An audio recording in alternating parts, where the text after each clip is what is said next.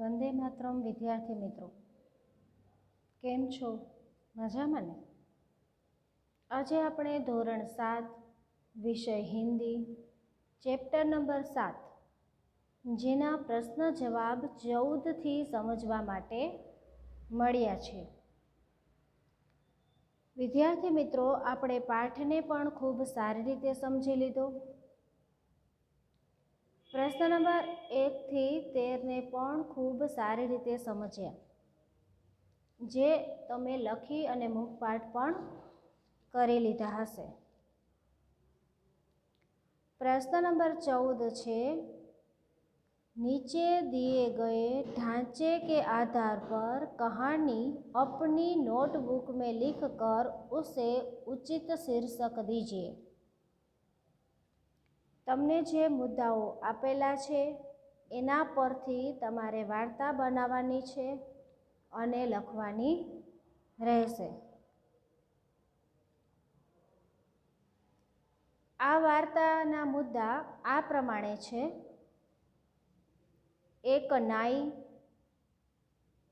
चमत्कारी मुर्गी मिलना, मुर्गी का हर रोज सोने का एक अंडा देना,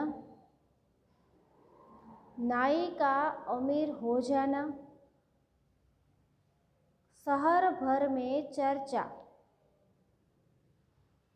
इज्जत करना, सारा सोना साथ पाने की लालसा जागना, मुर्गी को मार डालना, अंडे मिलना बंद होना, लालच में सोने के सब अंडे खो देना. सीख. आ वार्ता कंईक एवी छे, पहला આપણે ગુજરાતીમાં સમજી લઈએ કે એક વ્યક્તિ હોય છે, નાઈ એટલે જે કસાઈ જેવું, એ ગરીબ પરિસ્થિતિનો હોય છે અને એક દિવસ એને એક એવી મુર્ગી મળે છે, એવી મરઘી મળે છે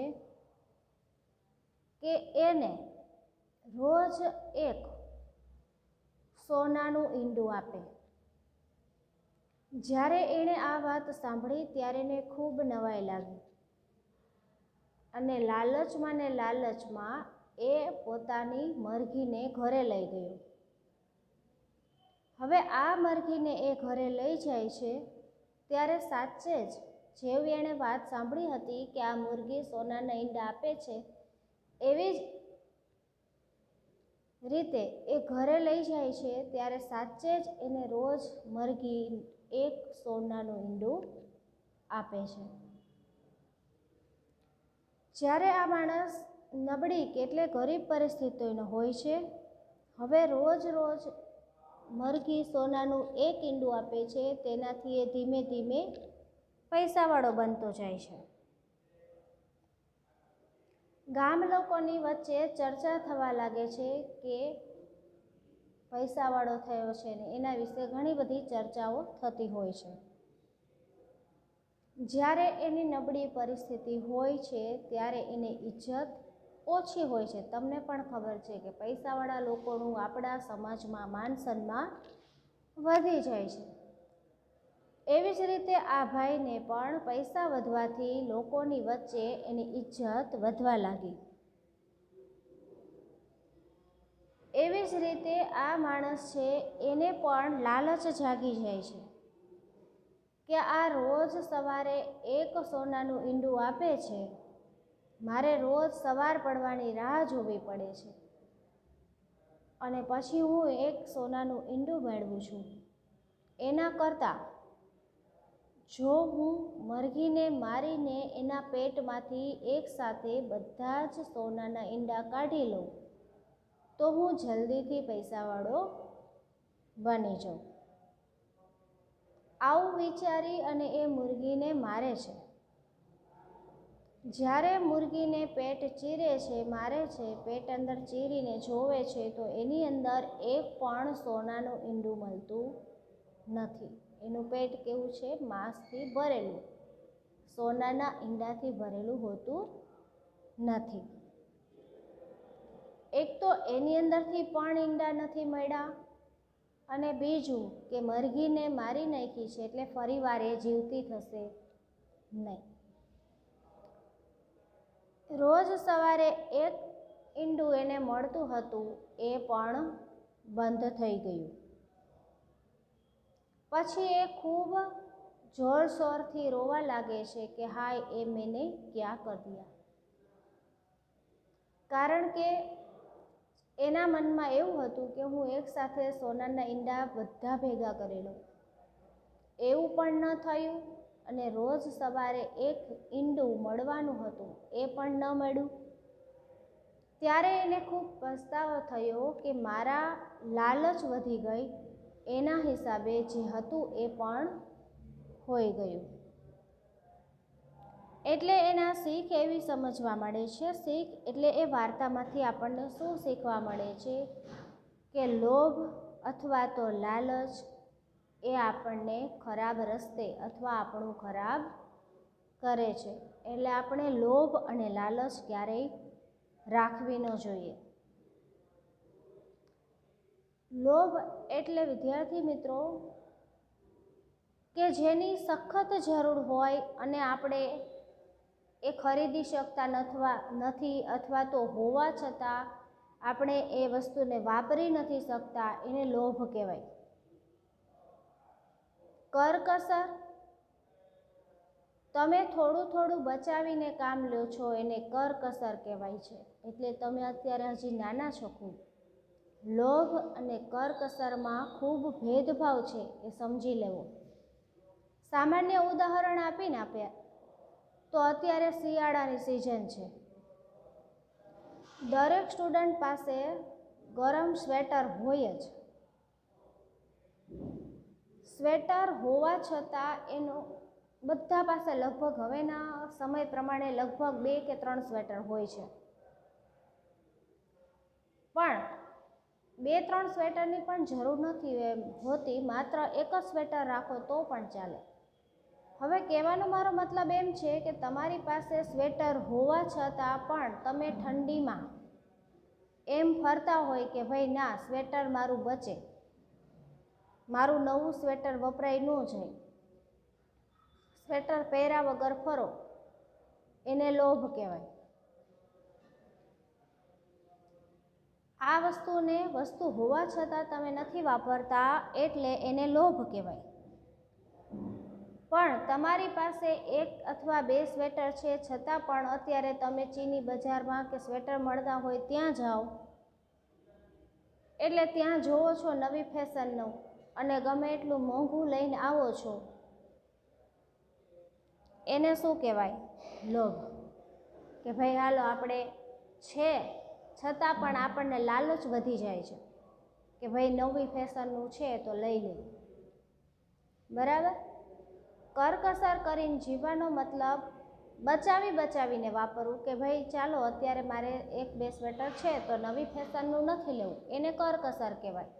પણ હોવા છતાં પણ નથી વાપરતા, છે જ, તમે બીમાર થઈ જાઓ એવી પરિસ્થિતિ છે અને નથી વાપરતા, એને શું કહેવાય?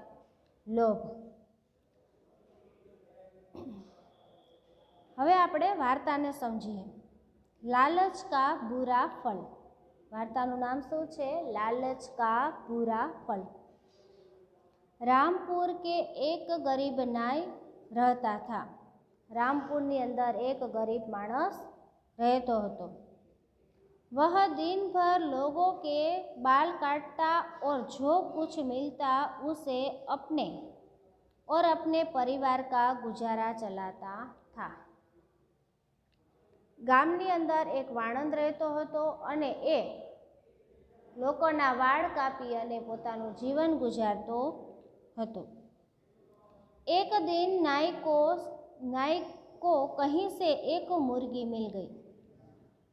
એ વાણંદ એટલે કે માણસ છે, એને એક દિવસ ક્યાંકથી મરઘી મળી ગઈ.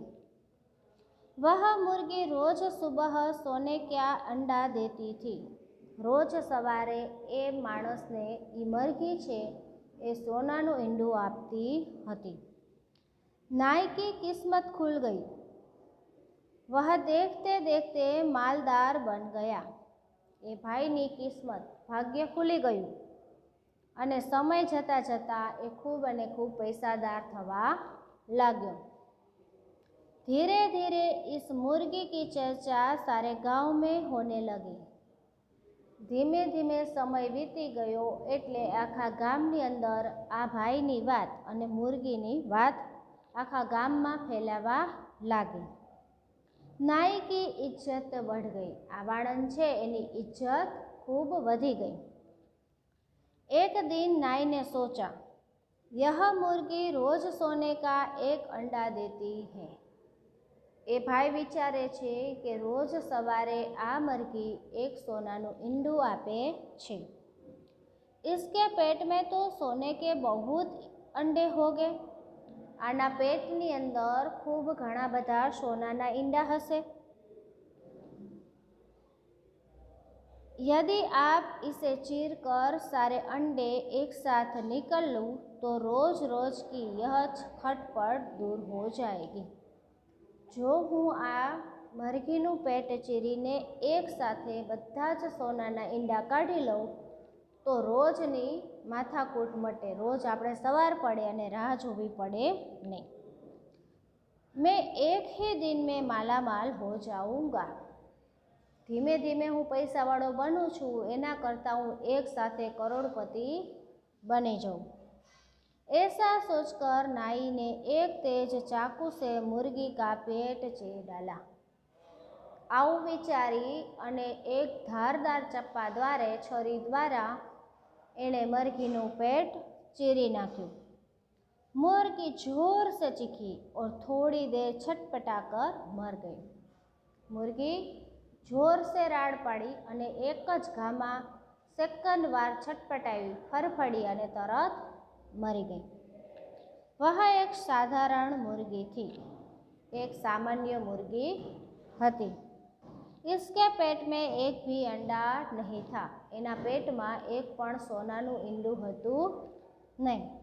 नाई के पछतावे का पार न रहा, હવે એના પસ્તાવા સિવાય બીજો કોઈ રસ્તો ન રહ્યો।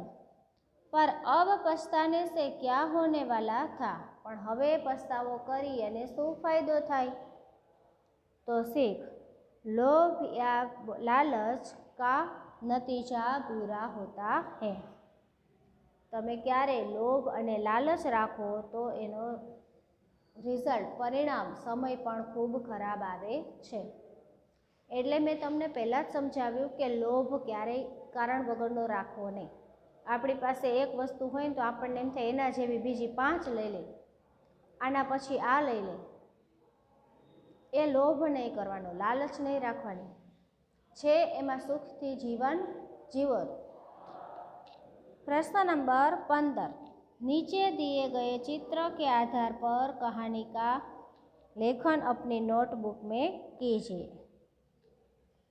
અહીંયા સરસ મજાની એક સિંહ અને સસલાભાઈની વાર્તા આપણને આપેલી છે। સિંહ અને સસલાભાઈ આપણને ચિત્રમાં દેખાય છે અને આપણે નાનપણથી આ વાર્તા સાંભળીએ છીએ, પણ આજ ફરીથી એકવાર સાંભળીએ અને પછી નોટબુકમાં લખવાની રહેશે। એક ઘટાદાર જંગલ હોય છે। જંગલની અંદર ઘણા બધા જંગલી પ્રાણીઓ રહેતા હોય છે। એની અંદર સિંહભાઈ એટલે કે જંગલનો રાજા પણ રહેતો હોય છે। રાજા રાજામાં ઘણો ફરક હોય છે। ઘણા રાજાથી પ્રજા સુખી થાય છે અને ઘણા રાજાથી પ્રજા દુઃખી થાય છે। અહીંયા આપણે જંગલના એવા સિંહની વાત કરીએ છીએ કે જે અન્ય પ્રાણીઓને ખૂબ હેરાન પરેશાન કરતો હોય છે, કારણ કે જંગલના સિંહ રાજાને તો વન્ય પશુઓને ખાવાનો એ જ એનો ખોરાક હોય છે। એ સિંહને તો ખબર નહોતી હોતી કે મારે કેટલું માંસ ખાવાનું હોય છે, માપનું તો હોતું નથી. હવે આ સિંહ શું કરે છે, જ્યારે પણ બહાર નીકળતો હોય એની સામે કોઈ પણ પશુ આવતા હોય છે એને મારી નાખે છે. એમાંથી ખાવું હોય એટલું ખાય છે અને બાકીનું એમને રહી જાય છે. ફરી પાછો બીજા કોઈને જોવે ને ફરી પાછો મારી નાખે.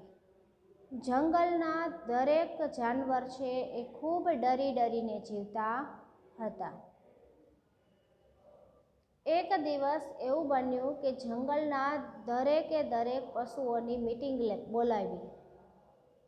મીટિંગમાં એવું નક્કી થાય છે કે આપણે સિંહ પાસે જઈ અને કહેવાનું કે અમે રોજ સામેથી એક પશુ તમારી પાસે આવશું, તમારે એને ખોરાક તરીકે ઉપયોગ કરી લેવાનો. માત્ર એક જ પશુનો તમારે ખોરાક કરવાનો હોય છે, એટલે બાકીના તમામ જાનવરો છે એ ખુશીથી જંગલમાં પણ ફરી શકે છે. ક્રમ પ્રમાણે ગુફામાં જ સિંહભાઈ રહે છે. રોજે રોજ એક એક પશુ આવી અને એમનો ખોરાક બને છે. બાકીના તમામ પ્રાણીઓ છે એ સુખેથી જીવન જીવવા લાગે છે. આમ કરતાં કરતાં એક દિવસ સસલાભાઈનો વારો આવે છે. સસલાભાઈ છે ખૂબ આનંદમાં હોય છે, આનંદી વ્યક્તિ છે, પણ મોતનો વારો આવે ને તો ભલભલાના આનંદ છીનવાઈ જાય છે. સસલું આમ તેમ વિચાર કરતું કરતું ગુફા તરફ જવા લાગે છે અને એક કૂવો જોવે છે. કૂવા પાસે જાય છે ત્યારે કૂવાની જે કોર કિનારી ધાર પર સસલું જોવે છે તો અંદર એના જેવું જ બીજું સસલું દેખાય છે, આપણું પ્રતિબિંબ. આપણે કાચમાં જોઈ, પાણીમાં જોઈ તો આપણું ને આપણું મોઢું આપણને દેખાતું હોય છે. આપણે માણસ છીએ એટલે આપણને ખબર પડે છે કે આપણે એ જ વ્યક્તિ છીએ. જાનવરોને આ બાબતમાં ખબર હોતી નથી, પણ સસલાભાઈ તો ચતુર. એણે કંઈક મનમાં વિચાર કરી અને ફરીથી એ ગુફા તરફ આગળ ગયો. જેવો એ ગુફા તરફ જાય છે અને ગુફાની અંદર દાખલ થયો એટલે સિંહભાઈ ત્રાટક્યા, કારણ કે સસલાભાઈએ આવવાનું મોડું કરેલું. સિંહભાઈ ત્રાટક્યા, એ સસલા, કેમ તું મોડો આવ્યો? તને ખબર નથી કે મારો ગુસ્સો કેવો છે? સસલાભાઈ બહુ ચતુર હતા. એણે શું વાત કરી કે રાજાજી, મને ખબર છે તમારો ગુસ્સો, પણ હું ઘરેથી નીકળ્યો ત્યારે મને રસ્તામાં એક જંગલના રાજા મળ્યા. એટલે સિંહ વધારે ગુસ્સે થયો, કારણ કે જંગલનો રાજા એ પોતે જ હતો. એણે કીધું કે તું મારા સિવાય જંગલનો અન્ય કોઈ રાજા છે જ નહીં, તો બીજો કોણ રાજા હતા? સસલાભાઈએ એને ખૂબ મથામણથી સમજાવ્યા કે ના, મેં પણ એને આવી જ વાત કરી કે જંગલના બીજા કોઈ રાજા છે જ નહીં, અમારા રાજા તો એમની ગુફામાં રહે છે. ત્યારે રાજાનું પણ સ્વમાન ગવાય છે, એટલે ફરીથી એ વાત સાંભળવા તત્પર થાય છે કે રાજા બીજા કોણ છે. અને સસલાભાઈ એને એ કૂવામાં લઈ જાય છે અને કૂવામાં કિનારીએ મોઢું દેખાડતા સિંહભાઈને ખબર પડતી નથી. એનું જ પ્રતિબિંબ અંદર હોય છે. સિંહ ત્રાટકે છે તો અંદરથી પણ ગર્જના થાય છે. ફરી પાછું સિંહ બોલે છે કે તું અહીંયા આવ લડાઈ કરવા માટે. અંદરથી પણ પડઘો પડીને અવાજ સંભળાય છે, એટલા બહાર રહેલા સિંહને કશી ખબર હોતી નથી. એ ફટ કરતો પાણીમાં કૂદી જાય છે અને જંગલનો એવો ત્રાસદાયક રાજા મૃત્યુ પામે છે. ત્યાર પછી દરેક જાનવર ખુશીથી જીવન જીવવા લાગે છે. એટલે સમય આવે ત્યારે બુદ્ધિથી કામ લેવું જોઈએ, એવું આ વાર્તામાં સમજાવવામાં આવે છે. તો ચાલો, આપણી મેઇન ભાષા છે ગુજરાતી, એટલે આપણને કોઈ પણ વસ્તુ પહેલાં તો ગુજરાતીમાં સાંભળવાની ખૂબ મજા આવે. ત્યાર પછી આપણે હિન્દીમાં સાંભળીએ તો ડબલ મજા આવે. પણ આપણે ગુજરાતી છીએ. ડૉક્ટર અબ્દુલ કલામે એક વાત કરેલી છે કે કોઈ પણ વ્યક્તિ છે એ પોતાની ભાષામાં જ સારી રીતે સમજી શકે છે. તમે ઇંગ્લિશ મીડિયમમાં ભણતા હોય પણ સપનું આપણને આવે છે તો ગુજરાતીમાં જ આવે છે. આપણે કોઈ પણ મુશ્કેલીમાં હોય તો આપણે ઘરની અંદર આખું અંગ્રેજીમાં, ગુજરાતી તો છીએ જ પણ ઘરના આપણે બધા જ આપણે અંગ્રેજીમાં બોલતા હોય, પણ આપણને જીવનમાં જ્યારે મુશ્કેલીમાં આવે ત્યારે આપણાથી રાડ ફાટે એ ગુજરાતીમાંથી જ રાડ પડે. કહેવાય પણ ગુજરાતીમાં જ, પછી જ આપણે અંગ્રેજી કે કોઈ ભાષામાં બોલાય. એટલે જ મેં તમને વાર્તા ગુજરાતીમાં કીધી અને હવે આપણે હિન્દીમાં કહીશું. તો ચાલો જોઈએ. એક જંગલ में शेर रहता था. એક જંગલની અંદર એક સિંહ રહેતો હતો. वह रोज जंगल में कई जानवरों का शिकार करता था. એ જંગલની અંદર કેટલા બધા પ્રાણીઓનો શિકાર કરતો હતો. एक दिन जंगल के पशुओं ने मिलकर उससे प्रार्थना की. एक દિવસ જંગલના દરેક પ્રાણીઓ મળીને સિંહને પ્રાર્થના કરી. महाराज, हम प्रतिदिन निश्चित समय पर एक जानवर आपके पास भेज दिया करेंगे. प्रार्थना करे छे કે હે મહારાજ, હે રાજા, અમે નિશ્ચિત સમયે, તમને જ્યારે ભૂખ લાગવાનો સમય થાય છે એ નિશ્ચિત સમયે અમે રોજ એક પ્રાણીને તમારી ગુફામાં તમારી પાસે મોકલી દઈશું. आप रोज इतने पशुओं की हत्या न करें. शेर ने पशुओं की प्रार्थना स्वीकार कर ली. તમે દરરોજ આટલા પશુઓને ન મારી નાખો. સિંહભાઈ છે એમણે પશુઓની પ્રાर्थनाનો સ્વીકાર કરી લીધો. अब रोजाना वादे के मुताबिक निश्चित समय पर एक जानवर शेर के पास जाने लगे. હવે રોજના સમય પ્રમાણે એક પશુ સિંહ પાસે જવા लाग्या. एक दिन एक खरगोश की बारी आई. एक दिवस एक ससला भाईनो वारो આવ્યો. वह जानबूझकर शेर के पास देरी से पहुंचा. એ સમજી વિચારીને કંઈક નવો આઈડિયા બનાવી અને સિંહની પાસે મોડો પહોંચ્યો. शेर को बहुत गुस्सा आया. उसने खरगोश से देरी से आने का कारण पूछा. સિંહભાઈને ખૂબ ગુસ્સો આવી ગયો અને એને સસલાભાઈને મોડો આવવાનું કારણ પૂછ્યું. खरगोश ने जवाब दिया, महाराज, रास्ते में मुझे एक दूसरा शेर मिल गया. महाराज, મને રસ્તામાં એક બીજો સિંહ મળી ગયો.